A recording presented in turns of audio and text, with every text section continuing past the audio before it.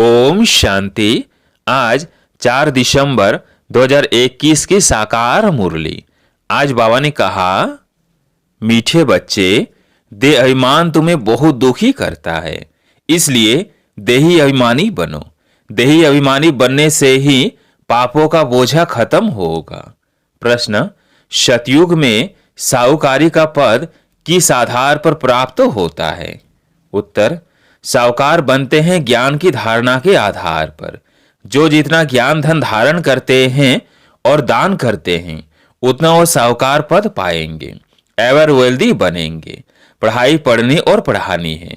बाकी विश्व महाराजन बनने के लिए बहुत रॉयल सर्विस करनी है, सब खामियां निकाल देनी है, पूरा देही अभिमानी बनना है, बड़े धैर्य और गंभीरता से बाप को याद करना है। गीत है, धीरज धर मनुआ सुख के दिन आयो। ओम शांति। यह किसने कहा? बाप ने कहा बच्चों को, धीरज धरो। सारी दुनिया को नहीं कहा। भले बच्चे तो सभी हैं, परंतु सब बैठे तो नहीं हैं। बच्चे ही जानते हैं। बरोबर यह दुखधाम बदली हो रहा है। सुखधाम के लिए हम रहे हैं, वह सीमत पर चल रहे हैं। बच्चों को धीरज भी देते हैं। वास्तव में सारी दुनिया को गुप्त धीरज मिल रहा है। तुम समझते हो हम सम्मुख सुनते हैं, सब तो सुनते नहीं। वो बेहद का बाप है, बेहद का दुख हरता सुख करता है, दुख हर कर सुख का रास्ता बताता है। तुमको जब सुख होगा तो दुख का नाम नहीं हो सकता। सुख की दुनिया को सतयुग और दुख की दुनिया को कलयुग कहा जाता है।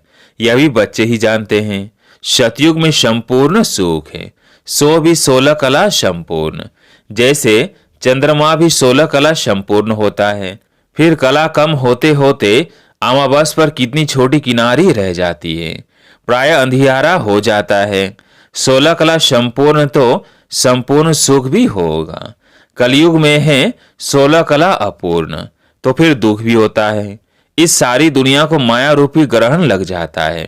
इसलिए अब बाप कहते हैं, तुम्हारे में जो देह अभिमान है, पहले पहले उनको छोड़ो। यह देह अभिमान तुमको बहुत दुख देता है। आत्माभिमानी रहो तो बाप को भी याद कर सकेंगे। देह अभिमान में रहने से बाप को याद नहीं कर सकते। यह आधा कल्प का देह अभिमान है।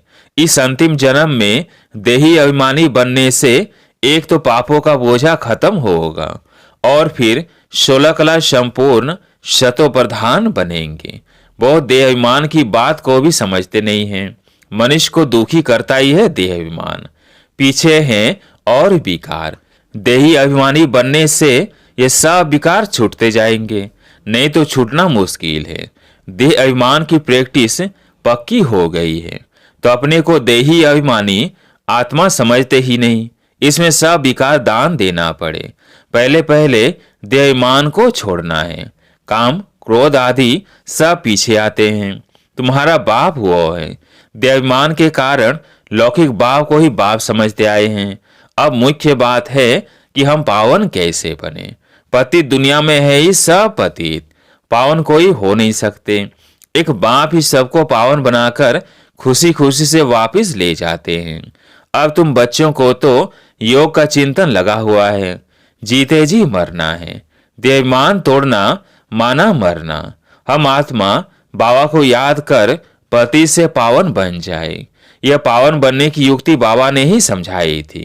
अब फिर से समझा रहे हैं। कल्प कल्प फिर भी समझाएंगे। दुनिया भर में और कोई भी समझा नहीं सकते। मूल बात है शिव को याद करने की। सो भी जब यहाँ आकर बीके द्वारा सुने, क्योंकि दादे का वर्षा मिलना है तो बाप जरूर चाहिए, जिस द्वारा मिले। डायरेक्शन तो जरूर लेने हैं साकार द्वारा।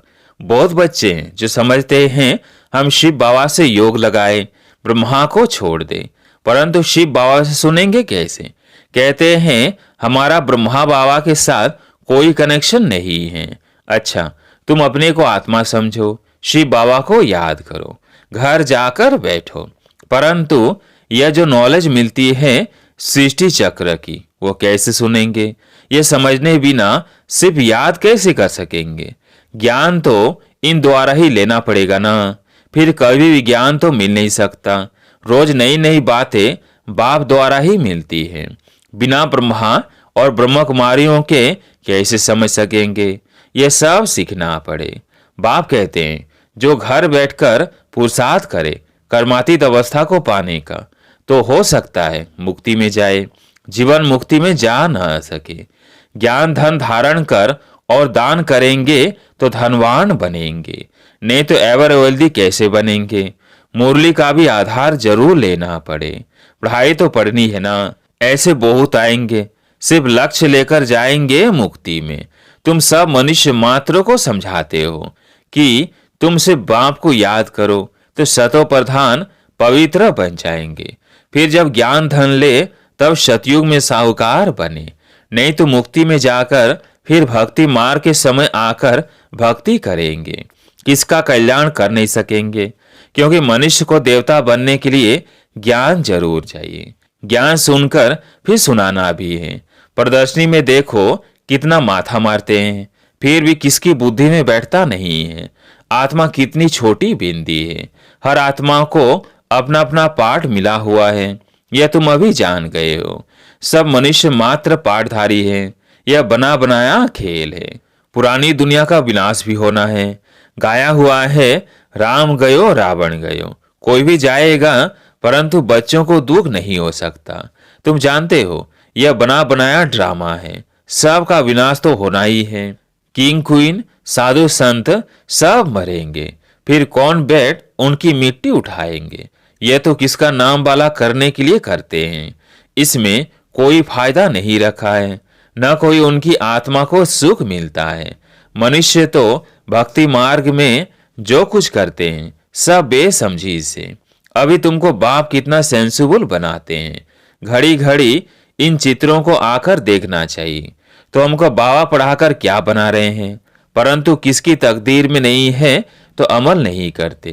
बाबा बहुत कुछ समझाते हैं जिस पर अमल करना चाहिए।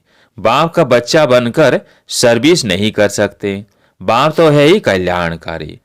कई बच्चे तो बहुतों का और ही अकल्याण करते रहते हैं, जिनकी कुछ भावना भी होती यहाँ के लिए उनको भावना भी उड़ा देते हैं। ऐसे से विकर्म भी करते हैं। भूतों की प्रवेशता होती है ना, इसलिए गायन भी है सदगुरु के निंदक ठोर न पाए। इसमें बाप दादा दोनों आ जाते हैं। निराकार को तो कोई कुछ कर न सके, उनको क्या कहेंगे? यह तो भक्ति मार्ग में कह देते थे, भगवान ही दुख देते हैं, सो भी अज्ञान के कारण ऐसे समझते थे। अब तो बच्चे जानते हैं अज्ञानवश कितना बाप का तिरस्कार करते हैं। ऐसा कोई नहीं जो तमो प्रधान को सतो प्रधान बनाए, और ही उल्टी मत देते हैं कि परमात्मा सर्वव्यापी है। मनुष्य कितना मूंझ जाते हैं, तब कहते ब्रह्मा के तन में परमात्मा कैसे आ सकता है? फिर किसके तन में आए? कृष्ण के तन में आए तो फिर ब्रह्मा कुमार कुमारियां कैसे बने? वो तो फिर देवी कुमार कुमारियां बन जाएंगे। ब्राह्मण तो जरूर ब्रह्म कुमार और कुमारियां होंगे। ब्राह्मणों के बिना तो बाबा कुछ कर न सके, इसलिए इनका चित्र तो जरूर देना पड़े। यह ब्रह्मा भी ब्राह्मण है, प्रजापिता ब्रह्मा तो चाहिए। भारत में दिन प्रतिदिन ब्रह्मा का साक्षात्कार घर बैठे बहुतों को होता रहता है, वृद्धि होती जाएगी। जिनका पाठ होगा तो फिर बहुत भागेंगे। बहुत लोग समझते हैं भगवान कोई रूप में होगा जरूर। साक्षात्कार भी परमपिता परमात्मा के सिवाय कोई करा नहीं सकता। शिव बाबा ब्रह्मा द्वारा ही स्थापना करते हैं, ज्ञान देते हैं और ब्राह्मण धर्म भी रचते हैं। ब्राह्मणों का धर्म जरूर चाहिए, वह ऊंचे थे ऊंच। प्रजापिता ब्रह्मा तो बहुत ऊंचा है ना, उनको कहेंगे नेक्स्ट गॉड। सूक्ष्म वतन में दूसरा कोई तो है नहीं, ब्रह्मा द्वारा स्थापना होगी, बस ब्रह्मा फिर देवता बन जाते। 84 जन्मों के बाद फिर ब्रह्मा बन जाते हैं। ब्रह्मा सरस्वती सो फिर लक्ष्मी नारायण बनते हैं। ज्ञान ज्ञानेश्वरी फिर राज राजेश्वरी बनती है। ब्रह्मा सो विष्णु, विष्णु सो ब्रह्मा कैसे बने? यह बड़ी फर्स्ट क्लास पॉइंट है, इस पर अच्छी तरह समझा सकते हो। यह ज्ञान एक बाप द्वारा मिलता है। प्रदर्शनी में अच्छी तरह समझाओ कि तुम ब्रह्मा पर मूंझते क्यों हो। इतने सब ब्राह्मण ब्राह्मणियां हैं। पहले जब कोई ब्राह्मण बने तभी विष्णुपुरी के मालिक देवता बने। ब्रह्मा का दिन और ब्रह्मा की रात मशहूर है ना, अभी है रात। ऐसे ऐसे चित्रों के सामने बैठ प्रैक्टिस करो। जिसको सर्विस करनी है उनको सर्विस के सिवाय कोई विचार नहीं आएगा। सर्विस पर एकदम भागते रहेंगे। बुद्धि में ज्ञान टपकता हो, अच्छी रीति झोली भरी हुई हो तब तो उछल आएगी। सर्विस पर एकदम भागते रहेंगे।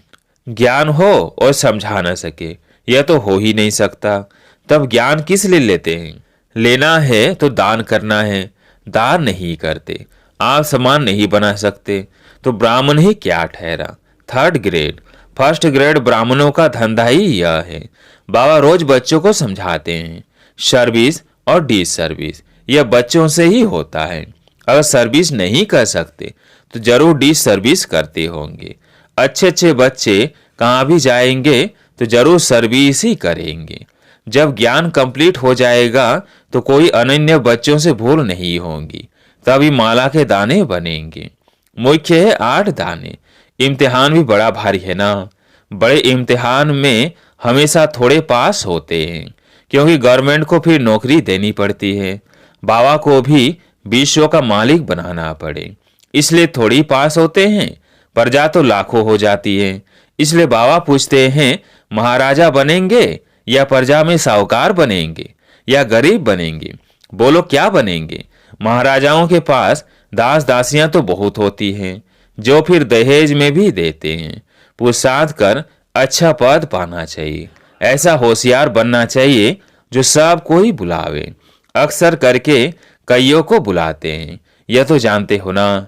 बाकी जिनमें लक्षण नहीं उनको तो कभी कोई बुलाते ही नहीं है, परंतु खुद थोड़ी जानते हैं कि हम थर्ड क्लास हैं। कोई तो सर्विस वूल है, जहां तहां सर्विस पर भागते हैं। नौकरी का भी ख्याल नहीं कर सर्विस पर भागते हैं। कोई तो नौकरी नहीं होते भी सर्विस नहीं करते। शौक नहीं, तकदीर में नहीं है या ग्रह जारी है। सर्विस तो बहुत है, मेहनत भी लगती है, थक भी जाते हैं, समझाते समझाते गले भी घुट जाते हैं। ऐसे तो थर्ड क्लास वालों का भी गला घुट जाता है। इसका मतलब यह नहीं कि उन्होंने बहुत अच्छी सर्विस की। बाबा जानते हैं अच्छी रॉयल सर्विस करने वाले कौन हैं, परंतु कईयों में खामियां भी रहती है। नाम रूप में फंसते रहते हैं, फिर शिक्षा देकर सुधारा जाता है। नाम रूप में कभी नहीं फंसना चाहिए। देही अभिमानी बनना है। आत्मा छोटी बिंदी है, बाप भी बिंदी है। अपने को छोटी बिंदी समझ और बाबा को याद करना बहुत मेहनत है। मोटे हिसाब में तो कह देते शिव बाबा हम आपको बहुत याद करते हैं, परंतु एक्यूरेट बुद्धि में याद रहनी चाहिए। बड़ा धैर्य व गंभीरता से याद करना होता है। इस रीति कोई मुश्किल याद करते हैं, इसमें बहुत मेहनत है। अच्छा, मीठे मीठे सिकिल्दे बच्चों प्रति माता पिता बाप दादा का याद प्यार और गुड मॉर्निंग। रूहानी बाप की रूहानी बच्चों को नमस्ते। हम रूहानी बच्चों की रूहानी बाप दादा को याद प्यार गुड मॉर्निंग नमस्ते नमस्ते। धारणा के लिए मुख्य सार। पहला पॉइंट, अपनी झोली ज्ञान रत्नों से भरपूर कर दान करना है।